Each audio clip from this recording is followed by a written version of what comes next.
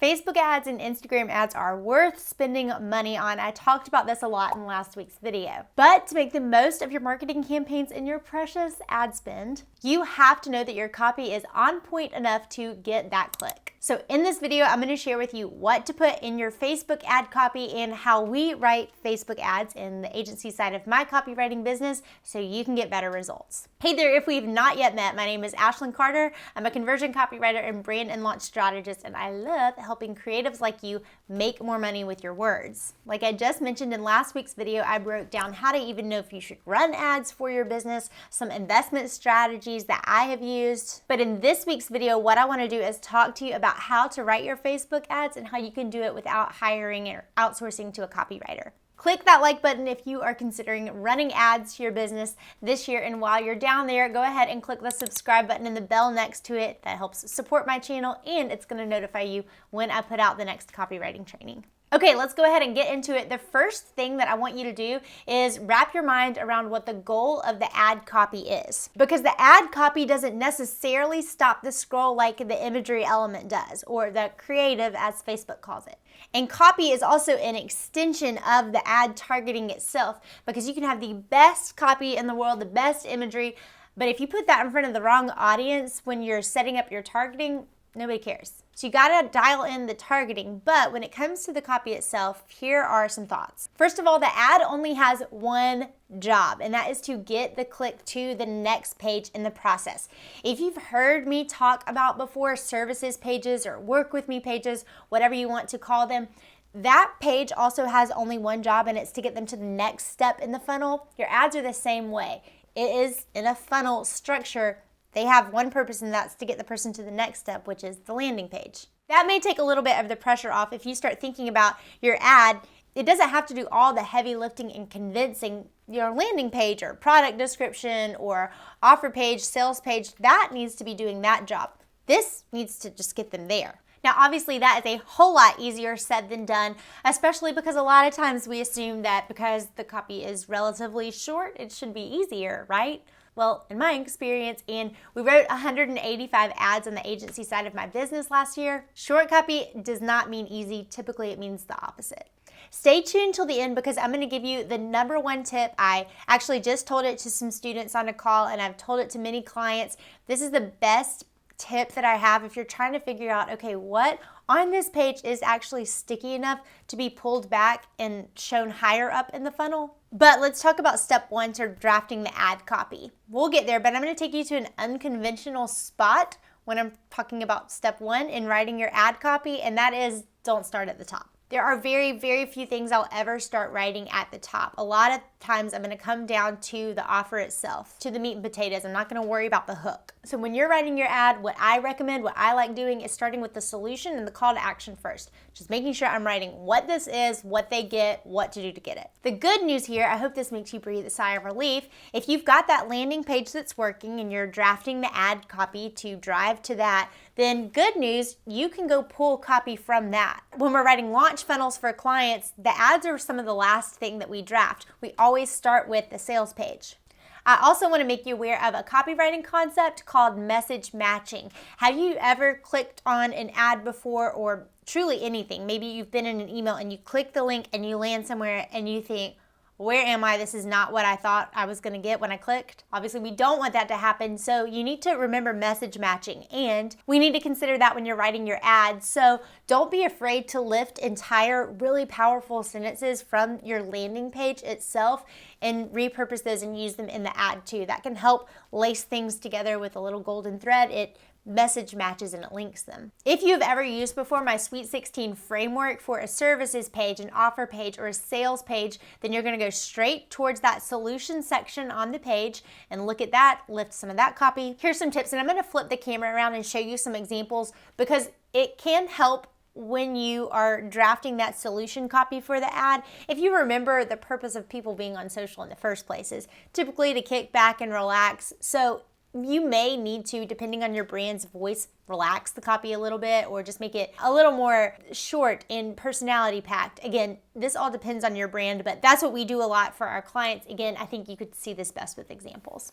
Okay, let me show you a little bit of what I mean here. So specifically, this is an ad that was more top of funnel campaign for or a campaign that we were running. And so what I wanted to show you is coming on down here to the exclamation point in the copy all the way through the end. So this is pretty much from here to here, even honestly here. This is the offer explanation, call to action with the link, which would go right here. And then I gave a little bit of more copy just to explain the value of what this was. You don't even have to include anything like this. Like I said, sometimes I just want to the text to look as conversational and as native to Facebook as possible. So I add things like that in. But I wanted to show you that because that is that stayed the same. Once I got this down, then I was changing up what was in the top of the ad. So everything from here all the way up to the top was unique and would change with the ad itself. So what I wanted to show you too is this is the stake in the ground type. I'm combating the idea that no, people don't really care that your website sounds like you as much as they care about seeing themselves in your website words. So that's the example that I wanted to show you. Again, this part shifted. This part from here until the end of the copy stayed the same. The hooks changed. Another example that I wanted to show you is over here on this client copy. Specifically, I wanted to, and I blacked out names and stuff, but what I wanted to see you is how quick the offer and the call to action section can be. So from here, other photographers have called this the ultimate wedding photography contract. Some copy that explains the quality of it, and then a link to grab it. So all of this would stay the same and everything from here up would change. So I hope that gives you a couple of examples of how you can see the bottom, from the middle to the end stays. Like you shift that and you get that to a place where you like it. And then I would recommend going in and changing up those hooks. Click that like button too if it helps you to see documents of behind the scenes. I know it always helps me. As far as how long your ad can be, that's up to you.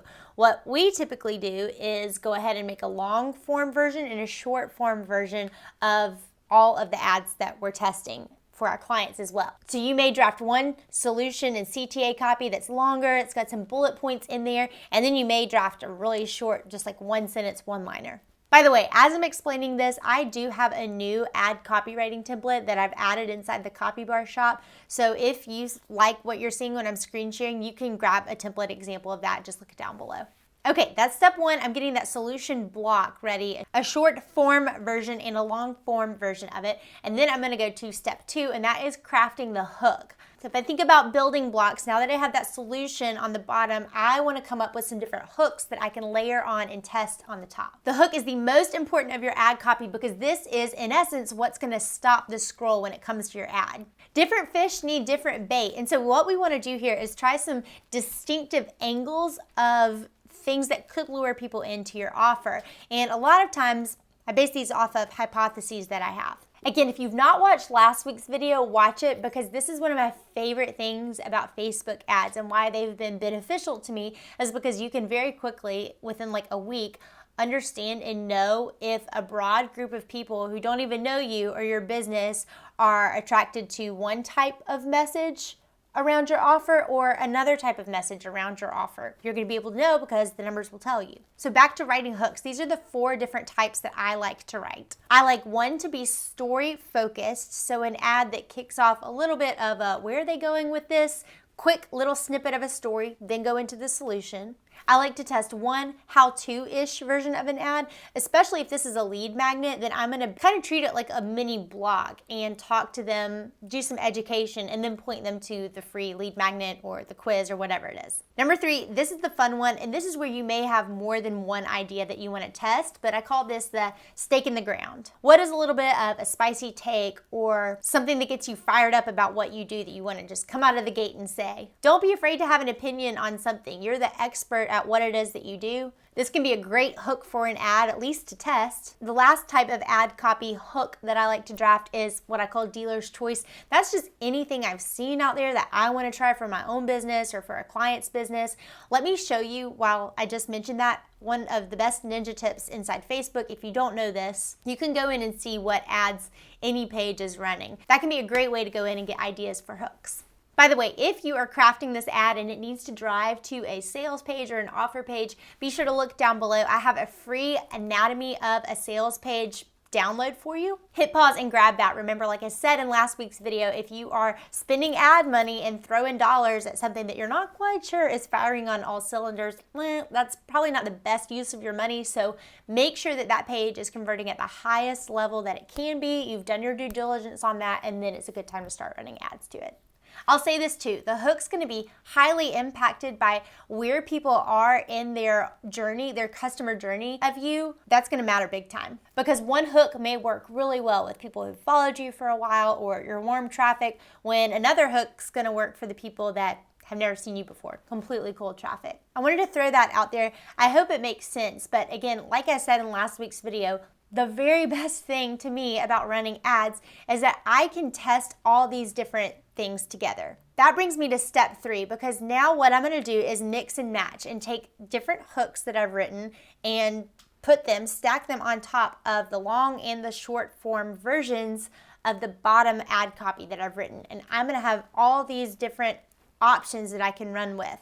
I can take the story hook and set it on top of the short form copy or the long form copy. I'll talk about all the imagery elements that I could mix that up with in just a moment. But my personal style is to make ad copy as feed native as possible. So I want it to look like, again, based off brand voice, you want to take that into account, but I want things that are going on Facebook as an ad to look like a Facebook post, and things that are going on Instagram to look like Instagram. After these are all set up, you've installed them in your ad manager and you're watching them, here's how to know if they're working. I learned this from my friend Adrienne Richardson, but what you want to look for is getting close to that 1% click-through rate. Once you see it hit 1%, then you know it's working. And the cost of your ads is gonna go down. Now you can definitely lower your cost per action by making sure that the on-page conversion rate is at max capacity. It's as high as it can be. It's firing on all cylinders. That's why I talk about this so much inside Copywriting for Creatives. You want to make sure that your website,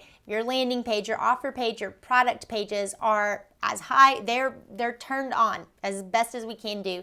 We can sign off numerically and say these are conversion ready. I mentioned at the top of this video, I was gonna tell you my #1 hat trick for figuring out what is a sticky or a hooky message on a landing page. This is not rocket science, but I've mentioned it to multiple people and they were like, I've never thought of that before, so I thought I'd say it.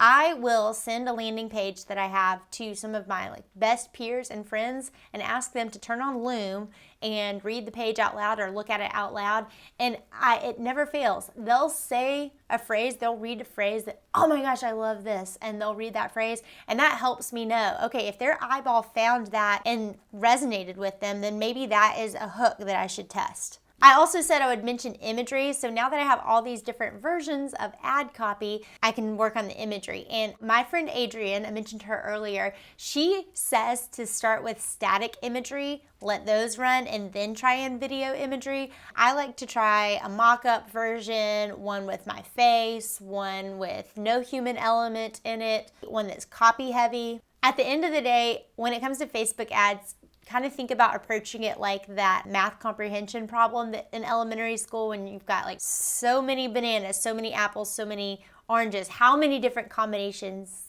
can Susie make? That's what Facebook ads can do too, and that's where the power of them lies, is because you can very quickly discern what hook they want, what body message is most helpful, what headline is most helpful, and what imagery element is most helpful. You could turn off the things that aren't working so well and put more of your money into what is. Hit like if you found this helpful, and don't forget to look down below, grab that Anatomy of a Sales page download, because again, you want to make sure that at the base level things are working and conversion ready. Then it makes a lot more sense to run ads to it. If though now you're a little stuck on should you run ads or not, what are the pros and cons to them, then be sure to watch the next video I've got for you teed up. It will unpack all of that. As always, thanks so much for watching, and I'll see you in the next one.